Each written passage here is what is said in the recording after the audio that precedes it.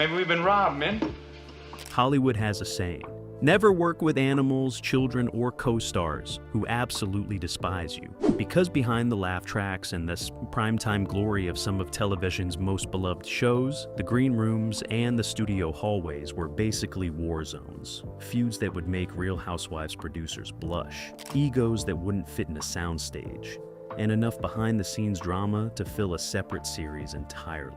Today we are counting down 14 TV shows that didn't just fade out, they imploded, because the people making them couldn't stand being in the same zip code as each other.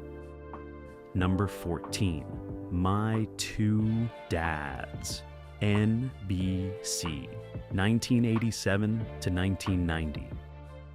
On paper, My Two Dads was a perfectly charming concept. Two men, one a free-spirited artist, the other a buttoned-up financial analyst, discovered that either one of them could be the biological father of a teenage girl. So naturally, a judge makes them raise her together. It was sweet, it was funny, and for 3 seasons it held its own in a crowded Friday night landscape. Paul Reiser played Michael, Greg Evigan played Joey, and Stacey Keenan played Nicole, the teenager caught between them. But here's the thing about chemistry. Sometimes the stuff that looks effortless on screen is anything but behind the scenes. Reports from the set suggest that Reiser and Evigan's working relationship was, to put it diplomatically, complicated. The two leads operated in very different registers, and by the 3rd season, the tension had become harder to paper over, with punchlines and heartwarming third-act resolutions. Reiser, whose stand-up comedy background gave him a sharper, more cerebral edge, was already developing the material that would eventually become Mad About You. Evigan, meanwhile, was navigating the unique challenge of being the warm, instinct-driven half of a duo, where the collaboration felt increasingly strained. The network was sensing it too. When the ratings slipped and the ensemble started to feel held together with duct tape and network optimism, NBC quietly pulled the plug after season 3. The cancellation was dressed up as a business decision, which in Hollywood is usually code for something messier. Paul Reiser moved on to Mad About You and became a household name all over again. Greg Evigan kept working steadily, picking up roles across decades, and My Two Dads got filed under shows you remember fondly without being able to explain exactly why it stopped. Number 13, Aftermash, CBS, 1983 to 1984. Here is a question nobody asked in 1983. What happens to the characters of MASH after the Korean War ends? CBS answered it anyway with After MASH, a spin-off that followed Colonel Potter, Klinger, and Father Mulcahy as they adjusted to civilian life back home. It debuted to enormous ratings, which makes sense when you consider it was riding the wave of the most watched television finale in history. But the momentum evaporated fast, and part of the reason was the atmosphere on set. MASH had been a machine that ran on mutual respect, creative harmony, and a shared commitment to the material. Aftermash had none of that. Harry Morgan, William Christopher, and Jamie Farr were fine individually, but the spark that made the original feel like something real was missing, and everyone involved seemed to feel it. When a cast knows a show is a lesser version of something great, it has a way of showing up in the work. Behind the scenes, there were disputes over the creative direction, frustration over scripts that couldn't quite recapture the original's balance of comedy and pathos, and a general sense that this was a continuation nobody had truly signed on for in their hearts. The ratings cratered in season 2. CBS canceled it before the 2nd season finished airing, which is about as clear a verdict as a network can deliver. Aftermash is remembered today mostly as a cautionary tale. You can reassemble the parts of something beloved and still end up with something that doesn't work, especially when the cast knows it too. Number 12, Night Court, NBC, 1984 to 1992. Night Court was one of the quirkiest, most underrated comedies NBC ever produced. Set in a Manhattan night court, presided over by Judge Harold Stone, played by Harry Anderson, the show was genuinely strange, genuinely funny, and built an audience that adored it for years. But underneath the gavel and the goofy cases, the ensemble was anything but harmonious. The revolving door of female leads tells most of the story. Selma Diamond left after season 2, due to illness and passed away in 1985. Ellen Foley departed after season 3. Florence Stanley came and went. Marky Post arrived as Christine Sullivan and became a fan favorite, but even that stability masked ongoing friction within the cast. The real fault line was between Harry Anderson and John Larroquette, whose characters were written as comedic foils, but whose real-life relationship was reportedly far more complicated. Larroquette, who played the sleazy prosecutor Dan Fielding, won 4 consecutive Emmy Awards for the role, and office politics have a way of getting nasty when one cast member is collecting hardware, while others feel overlooked. Add to that ongoing disputes over billing, creative input, and the general tension that builds when a cast spends nearly a decade together under fluorescent studio lighting. And you have a recipe for a finale that felt less like a celebration and more like a parole. The show ended in 1992 after 9 seasons, wrapping on its own terms technically. But ask anyone who worked on it, and the vibe in those final years was anything but collegial. Larroquette has been candid in interviews about the dysfunction. Anderson moved on to other projects, and essentially walked away from the entertainment industry spotlight. Night Court got a sequel series decades later, which is either proof the concept endures, or proof that nobody in Hollywood ever learns the lesson. Number 11. Mork and Mindy is of a BC on 1978 to 1982. Robin Williams was genuinely incomparable. There is no version of this story where that is in dispute. When he first appeared as Mork from Ork on Happy Days in 1978, audiences lost their minds. And Lizzie fast-tracked a spin-off. Mork and Mindy debuted that same fall and became a massive hit. Williams and Pam Dauber had real chemistry. The show was loose, strange, alive with improvisational energy, and it connected. So, why did it collapse? Well, the short version is that Robin Williams' talent was also the show's biggest problem. By all accounts, Williams was a warm and generous person off camera, but on camera, his improvisational instincts were essentially uncontrollable. The scripts became suggestions. The other cast members found themselves watching him work rather than performing alongside him. Dauber, a professional and a trooper, handled it with more grace than most would have. But the supporting cast, particularly after ABC started tinkering with the ensemble in later seasons, struggled to find footing in scenes that were essentially Robin Williams jazz concerts with occasional dialogue. Add to that the network's constant meddling, shifting time slots, and a decision to age the show up by adding new characters and more dramatic storylines, and Mork and Mindy lost what made it work. The relationship between Williams and the writers grew strained. The on-set energy became harder to manage. By season 4, the ratings had collapsed and ABC canceled it. Williams walked directly from Mork and Mindy into a film career that would define the next 3 decades. Dauber stepped back from the spotlight gracefully. The show remains one of the great examples of lightning in a bottle that couldn't survive the bottling process. Number 10. ALF NBC 1986 to 1990. Let's talk about what it was actually like to film ALF, because from the outside, ALF looked like a fun, goofy family sitcom about an alien life form who crash lands in a suburban garage and develops an obsession with eating cats. From the inside, it looked like a psychological endurance test. The ALF puppet required an enormous team of technicians. The stage floor was built with trapdoors so the puppeteers could operate from below, which meant the entire cast was essentially performing on a stage full of holes while trying not to trip, maintaining eye lines with a creature that wasn't really there, and doing it all under punishing production conditions. Filming a single episode reportedly took between 20 and 30 hours. Read that again, 20 to 30 hours per episode. Max Wright, who played Willie Tanner, was reportedly miserable throughout the run. His frustration was visible to anyone paying attention. The cast held together professionally for 4 seasons, but the atmosphere on that stage was described by multiple crew members as relentlessly grueling, with frayed nerves and short tempers becoming the baseline. Wright in particular grew more visibly strained as the seasons wore on, and the behind-the-scenes tension filtered into the final product in ways that audiences could feel even if they couldn't name it. NBC canceled ALF abruptly after season 4, leaving the story on a cliffhanger that was never resolved. A TV movie attempted to wrap things up years later, but the damage was done.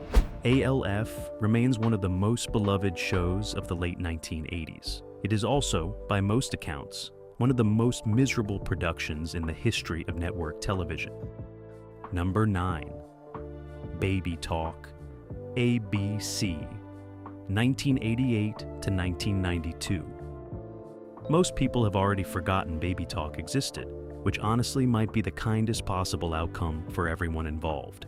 The show was ABC's attempt to turn the movie Look Who's Talking into a weekly series. The concept was simple. A single mom navigates parenthood, while viewers hear the inner voice of her baby. Cute enough, harmless enough. What followed was anything but. The series went through cast changes that would make your head spin. Mary Page Keller starred in the pilot before being replaced by Julia Duffy, who was herself replaced by a third actress as the lead before the show limped to cancellation. The revolving door wasn't just in front of the camera either. Writers came and went. Producers clashed. The set was described as chaotic in ways that went well beyond normal television chaos. The baby's voice was supplied by Tony Danza in early episodes, which tells you everything you need to know about how coherent the creative vision was here. The cast never gelled because the cast was never the same cast for more than a few months. When you combine fundamental disagreements about what the show was supposed to be, a rotating roster of leads who each inherited a different version of the same broken machine, and a network that kept pulling levers hoping something would click, what you get is Baby Talk, a show that felt like it was canceling itself one episode at a time. ABC finally put it out of its misery in '92. It aired. It departed. And it has been mostly forgotten, which may be the gentlest exit a television show has ever been given. Number 8. Dave's World, CBS, 1993 to 1997. Dave's World was based on the real-life columns of Miami Herald humorist Dave Barry, and in theory, it had everything going for it. Harry Anderson, fresh off Night Court, was playing a version of a lovable, sardonic newspaper columnist. The premise had warmth and wit. CBS had a decent time slot. The first couple of seasons actually worked. But here is the thing about Harry Anderson. He is, by all accounts, a genuinely eccentric individual who arrived in Hollywood via a background as a street magician and a con man, which he was always upfront about. And eccentric individuals in rigid network television structures have a way of generating friction. Behind the scenes on Dave's World, relationships between the cast and the production team grew increasingly tense as the show progressed. Anderson had his own strong ideas about what worked and what didn't. The network had its own ideas. The writers were caught in the middle. By the third and fourth seasons, the fun had quietly drained out of the enterprise. The show was never a massive hit, which meant it had no goodwill buffer when things got complicated.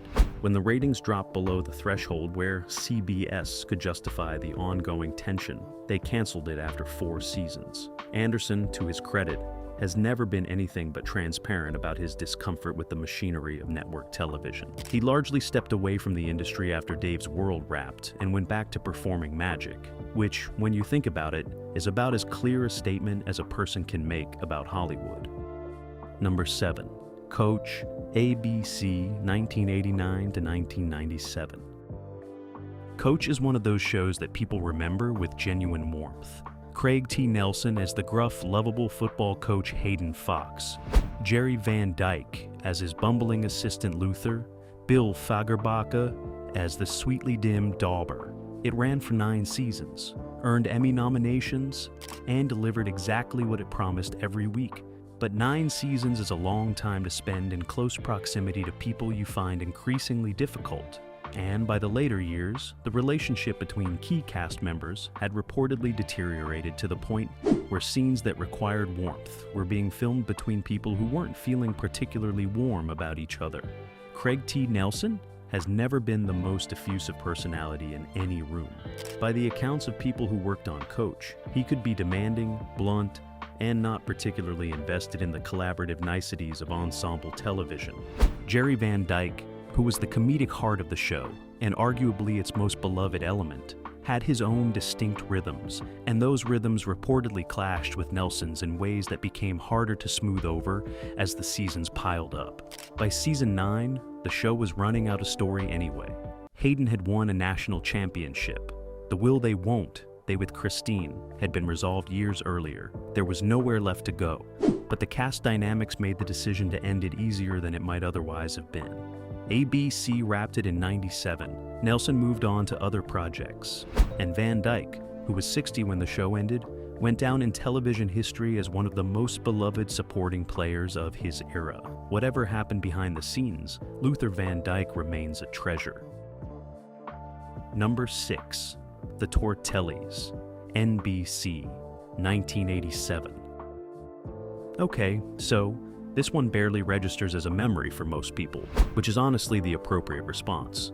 The Tortellis was a Cheers spin-off that followed Nick Tortelli, Carla's sleazy ex-husband, played by Dan Hedaya, and his trophy wife Loretta, played by Jean Kasem, as they relocated to Indianapolis and tried to make something of themselves. It lasted 13 episodes. NBC burned through them in a few months and then never spoke of the show again.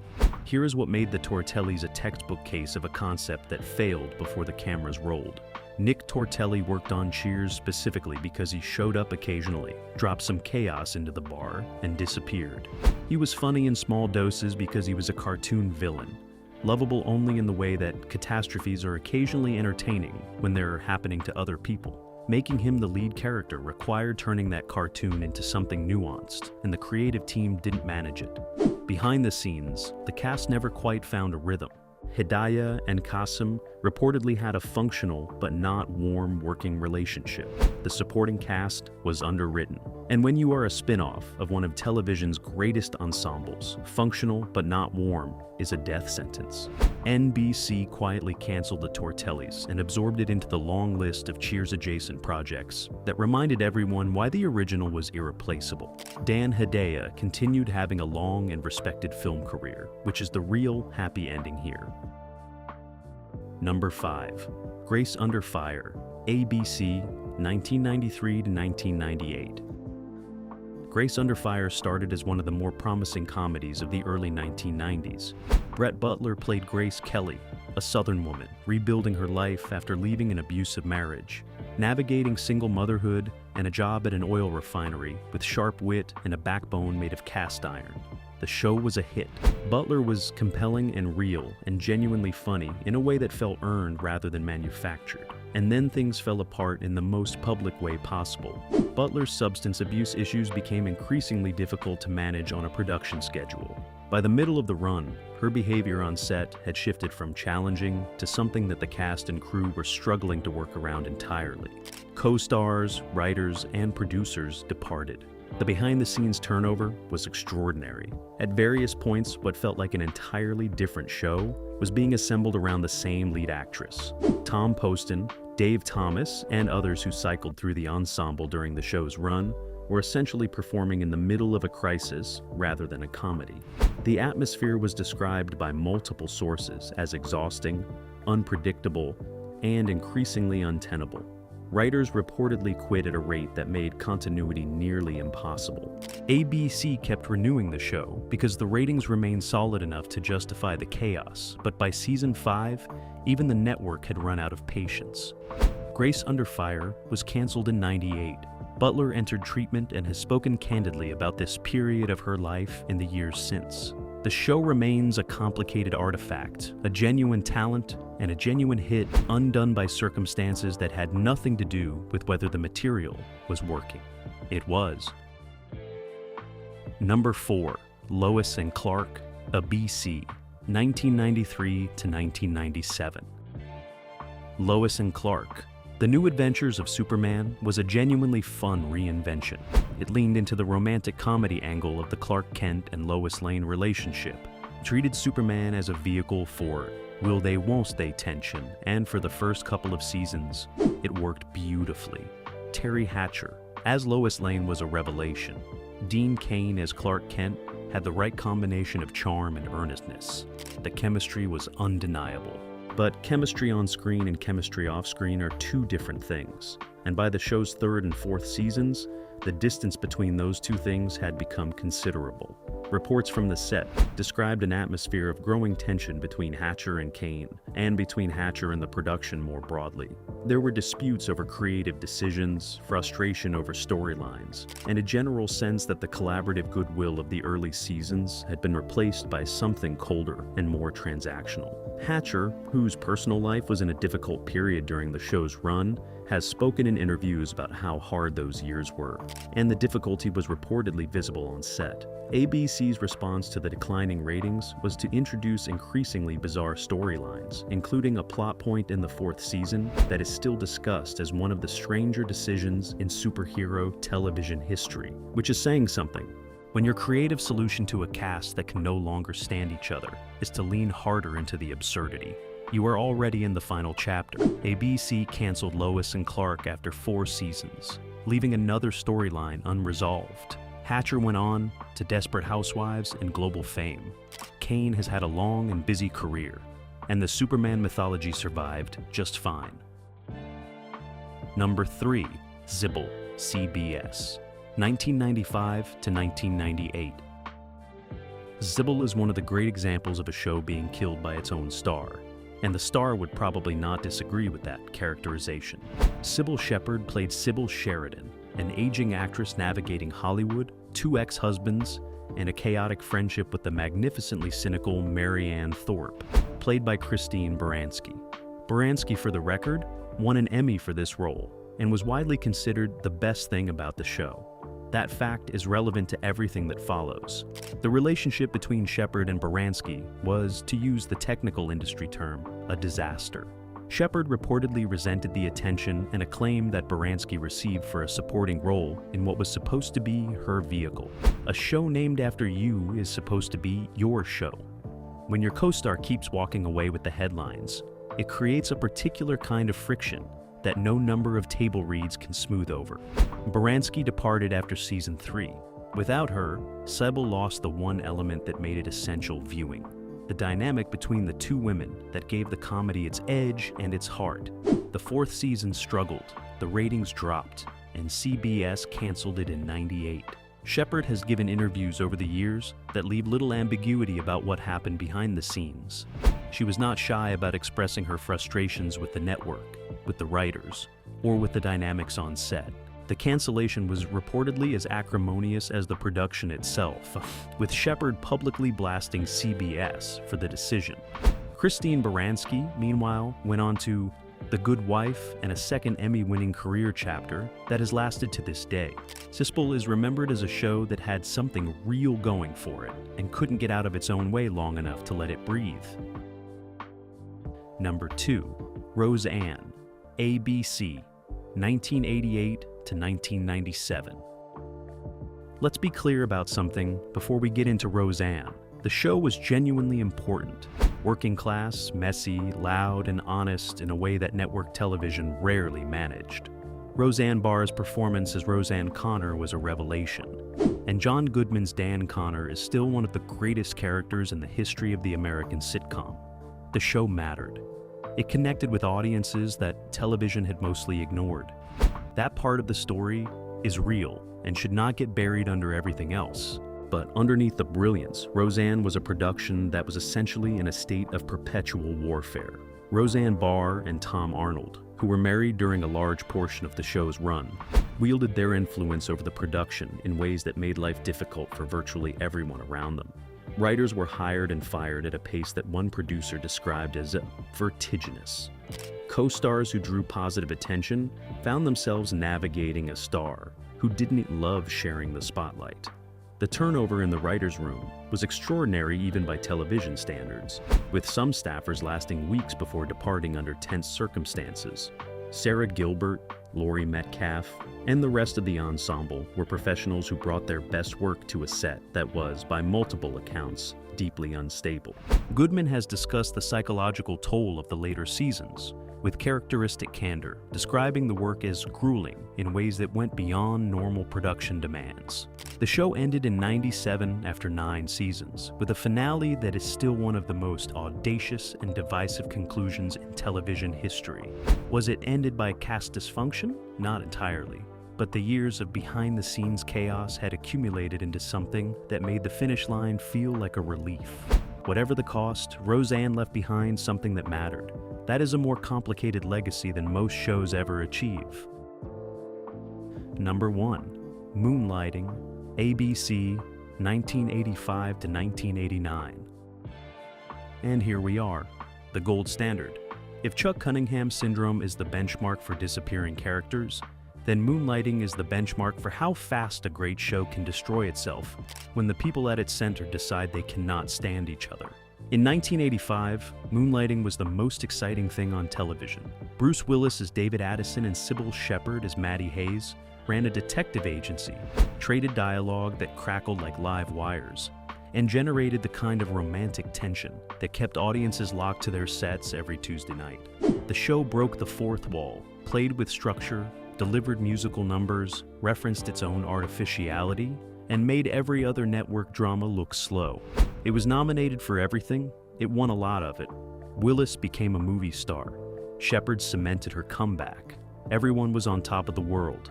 And then, more or less simultaneously, everything collapsed. Willis, flush with the success of Die Hard after the 1988 theatrical release, stopped treating the show as his primary obligation. He was late to set. Scenes were delayed for hours, waiting for a star who had decided the television work that made him famous was beneath him now. Shepherd, who had her own formidable reputation for difficulty, responded to her co-star's disengagement with her own disengagement.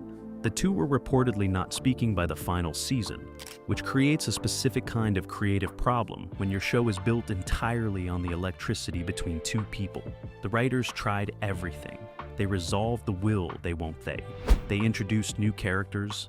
They attempted plot lanes designed to give Shepherd material to work with, while Willis was off shooting movies.